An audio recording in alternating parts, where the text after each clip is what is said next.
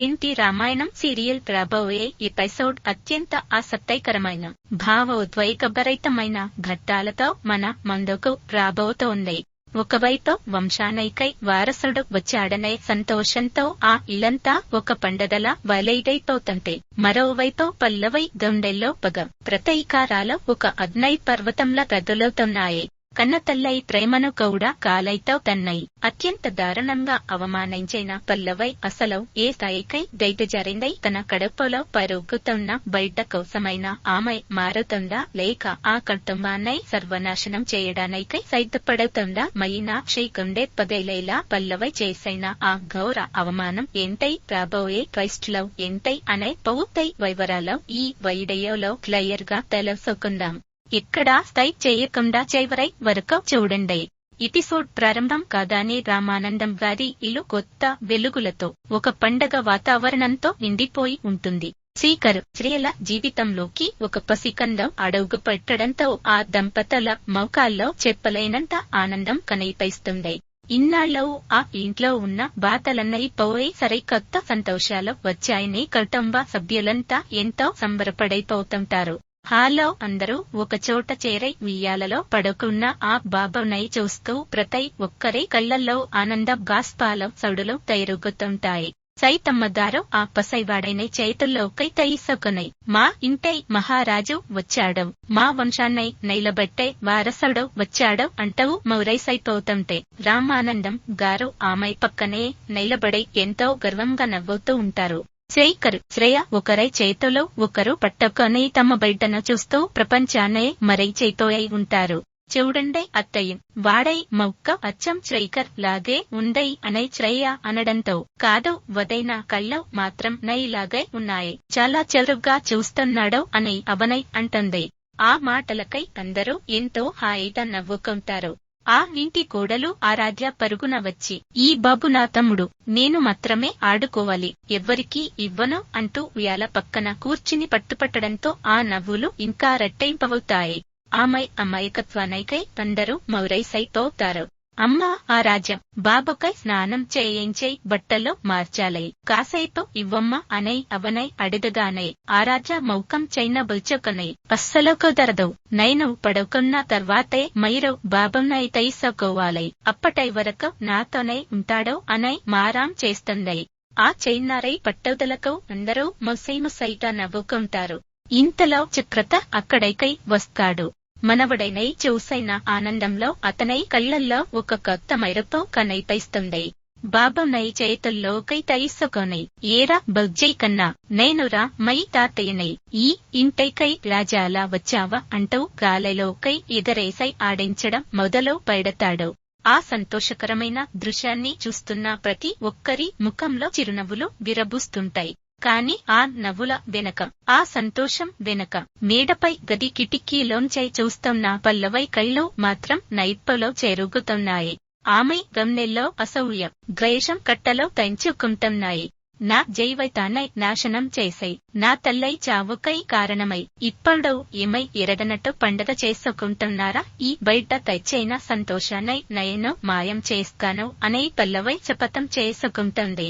తండ్రి చిత్రత కూడా తనను మర్చిపోయి వాళ్లతో కలిసిపోయాడనే కోపంతో అక్కడే నుండి వెళ్లిపోతుంది.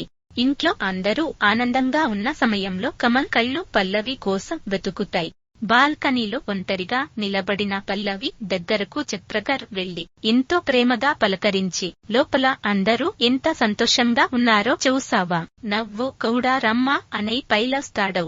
కాని పల్లవి మాత్రం తన తండ్రిపై తీవ్ర స్థాయిలో మండిపడుతుంది.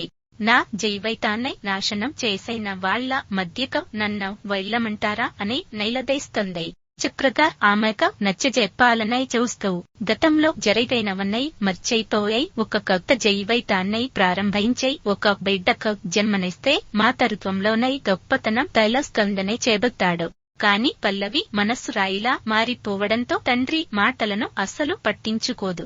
పైగా తన తల్లి మరణానికి కారణమైన మీనాక్షిని, అవనిని అస్సలు వదిలిపెట్టనని, వాళ్ల సంతోషాన్ని సర్వనాశనం చేస్తానని తండ్రి ముందే ఓపెన్ గా వార్నింగ్ ఇస్తుంది.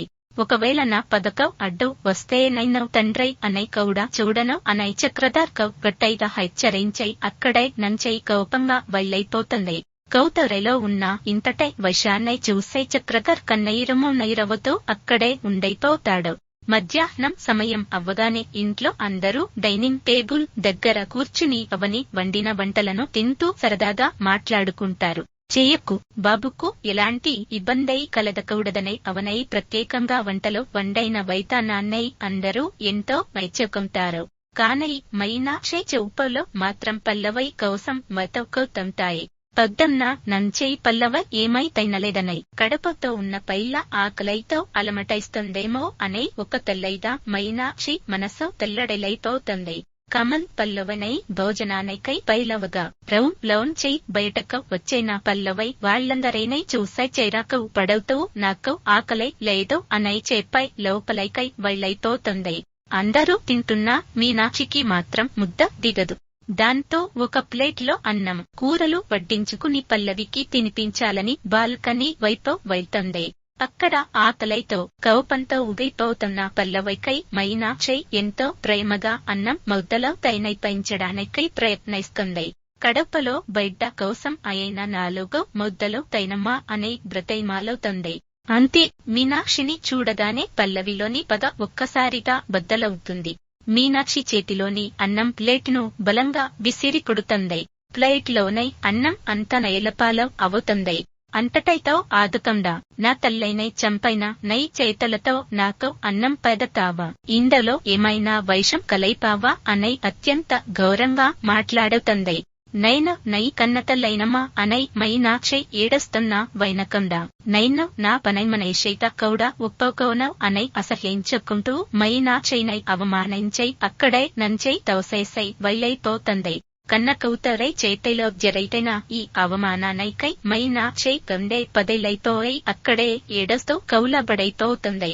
ఆ శబ్దాలకి అవని పరుగున అక్కడికి వస్తుంది. నేలపై పడిపోయిన అన్నాన్ని కన్నీళ్లతో రోధిస్తున్న మీనాక్షిని చూసి అవని మనసు ద్రవించిపోతుంది. మైనాక్షినై ఉదారస్తూ లోపలైకై తైసొకవెలవుతుంది. పల్లవై మనసంతా ద్వేషం నైండైపోయిందనై కానై త్వరలోనే ఆమె మారే రోజు వస్తుందనై మైనాక్షికై ధైర్యం చెబుతుంది. మైనాక్షి మాత్రం తల్లైగా తన ప్రేమ ఎప్పటికైనా గెలుస్తుందనై కౌతూరై నోటై వెంట అమ్మా అనే పైలపు కోసం ఎదురు చూస్తానని ఆవేదనగా చెబుతుంది. రాత్రి సమయం కాగానే ఇల్లంతా నిశ్శబ్దంగా మారుతుంది. శ్రేయ గది నుంచి బాబు ఏడుపు వినపడటంతో పల్లవికి తీవ్రమైన చిరాకు వస్తుంది. 2 చేతులతో చెవులో మూసుకునై మంచంపై కూర్చుంటుంది. ఈ ఏడుపులు నవ్వులో అన్నంటైనై శాశ్వతంగా తడి చేస్తానని, ఈ ఇంట్లో కన్నీళ్ల నదై పారేలా చేస్తానని పల్లవై భయంకరమైన చూపులతో చూస్తూ ఉండటంతో ఈ రోజు ఎపిసోడ్ ముగుస్తుంది. మరి రాబోయే రోజుల్లో పల్లవి ఆ పసిబిడ్డకు ఏమైనా హాని తలపెడుతుందా? కన్న కూతురి మనసును మీనాక్షి మార్చగలదా? మీ అభిప్రాయాలను కామెంట్స్ లో తప్పకుండా తెలియజేయండి. ఈ కథలో మై అభిప్రాయాన్ని కింద ఉన్న కామెంట్ సెక్షన్ లో మాతో పంచుకోండి. ఈ వీడియో కనుక మీకు నచ్చినట్లయితే లైక్ చేయండి, షేర్ చేయండి. అలాగే మరిన్ని ఇంట్రెస్టింగ్ సీరియల్ అప్డేట్స్ కోసం మన